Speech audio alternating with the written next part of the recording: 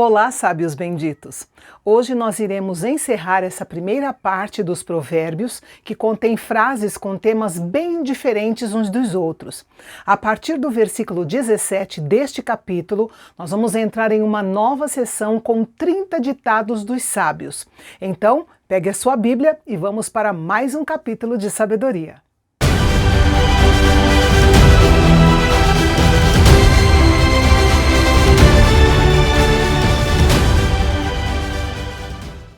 A verdadeira riqueza vem do respeito e do reconhecimento da excelência de caráter que se traduz em um bom nome.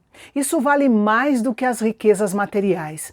As riquezas são desfrutadas no máximo até a morte, mas um bom nome sobrevive por tempo indeterminado. As diferenças entre ricos e pobres são bem visíveis no mundo atual, mas nós não podemos esquecer que eles têm algo em comum: o mesmo Criador. Ambos vêm ao mundo como seres nus e indefesos. Ambos estão diante de Deus e dependem dele para o seu sustento. Ambos estão sujeitos às mesmas tristezas, doenças e tentações. E diante da morte, a distinção entre riqueza e pobreza não tem nenhuma relevância. A sabedoria nem sempre luta. Ela sabe que há momentos em que a melhor resposta ao mal é esconder-se e deixar o perigo passar. O homem tolo e simples não tem essa capacidade de perceber o perigo, por isso acaba sofrendo as consequências. A humildade é uma visão adequada de si mesmo. O temor do Senhor é uma visão adequada de Deus. A pessoa que possui essa visão está no caminho certo para a sabedoria e certamente pode esperar toda sorte de bênçãos. No versículo 5, o caminho do perverso é descrito como sendo um caminho difícil, perigoso, com espinhos e armadilhas. A metáfora refere-se às tentações da caminhada. Quem é sábio e quer enfrentar menos tentações deve mudar de caminho. Uma criança precisa de treinamento. A tarefa dos pais é treiná-la no caminho que ela deve seguir. A ideia aqui é ensinar a criança literalmente de acordo com o seu jeito, respeitando a sua individualidade e a sua vocação, sempre mantendo sua vontade própria sob disciplina. Aqui se revela a necessidade do trabalho individual. Não há duas crianças iguais.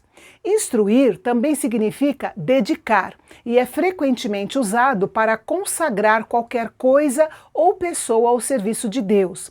Um filho deve ser dedicado primeiramente a Deus, que o confiou aos cuidados dos pais.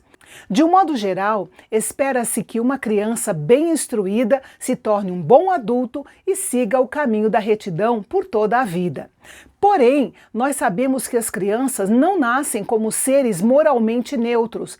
Há um problema moral, denominado tolice, no versículo 15, que está ligado ao coração da criança. Isso fará com que ela peque naturalmente, sem ser ensinada, por causa da sua natureza pecaminosa.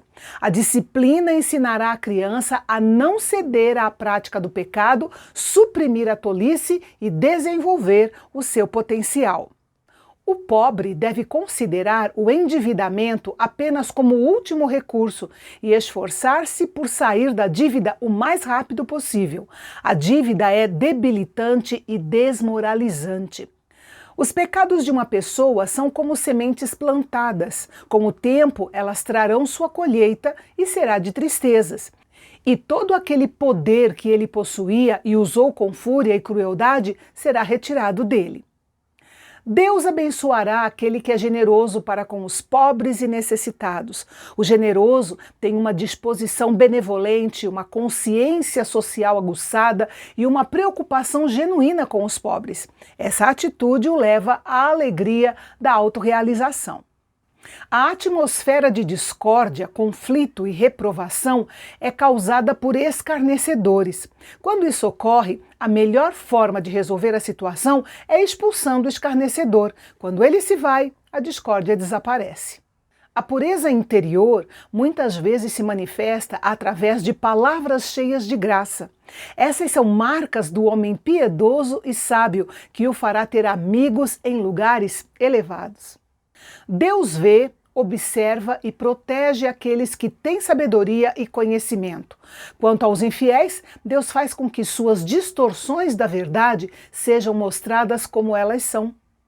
No versículo 13, o preguiçoso é representado como alguém que encontra desculpas fantásticas e absurdas para se manter na sua zona de conforto. É incrível como não há pessoas que tenham tanto a dizer como aquelas que têm pouco a fazer. Onde nada é feito, muito se fala. E esse é um pecado a ser confessado e tratado. A armadilha sedutora da mulher imoral muitas vezes é através das palavras. É um poço profundo no qual é fácil cair, mas difícil, se não impossível, sair dele. Os sábios têm discernimento suficiente para se manterem longe deste abismo profundo, mas o tolo, abominado pelo Senhor, provavelmente cairá ali.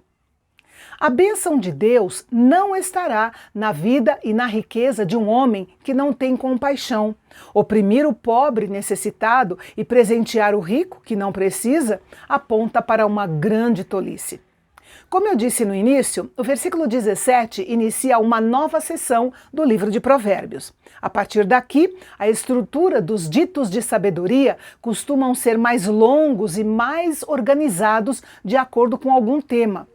No versículo 20, o texto original hebraico diz que Salomão escreveu 30 coisas excelentes. Baseado nisso, começando aqui, no capítulo 22, versículo 17, até o capítulo 24, versículo 22, nós veremos cada um desses 30 ditados de sabedoria.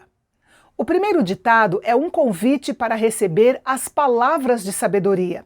Deve haver uma preparação consciente da mente e do coração para recebê-la. Daí a importância de não apenas receber o conhecimento, mas mantê-lo na mente e na memória para aplicá-lo no momento certo. A verdadeira sabedoria nos torna mais dependentes de Deus e mais confiantes na verdade. Embora às vezes seu caminho possa parecer difícil, ele é muito mais agradável do que o caminho do tolo. Os pobres entre nós merecem mais proteção e compaixão. Mesmo que alguém seja pobre por causa das suas próprias falhas, ainda assim não se deve submetê-los às práticas duras e injustas. O próprio Deus defenderá a causa deles. Compreendendo a preocupação e a proteção de Deus pelos pobres, a sabedoria deve nos levar a tratá-los com honra. O tratamento que o homem rico dispensa aos pobres diz muito sobre o caráter do homem rico. A pessoa que não consegue controlar sua raiva demonstra mau caráter e pode ser uma companhia perigosa. A sabedoria nos leva a escolher amigos com cuidado e não fazer amizade com uma pessoa irada e raivosa. Isso porque os hábitos dele influenciarão os nossos. Mesmo sem perceber, a identificação com nossos amigos nos leva a sermos influenciados por seus hábitos e seus costumes.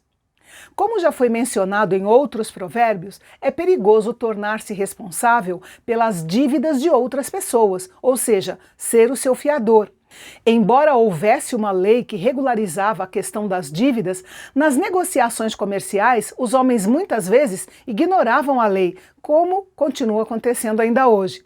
Um homem bom podia acabar completamente pobre se permitisse que sua generosidade fugisse do seu controle, o que acontece ainda hoje.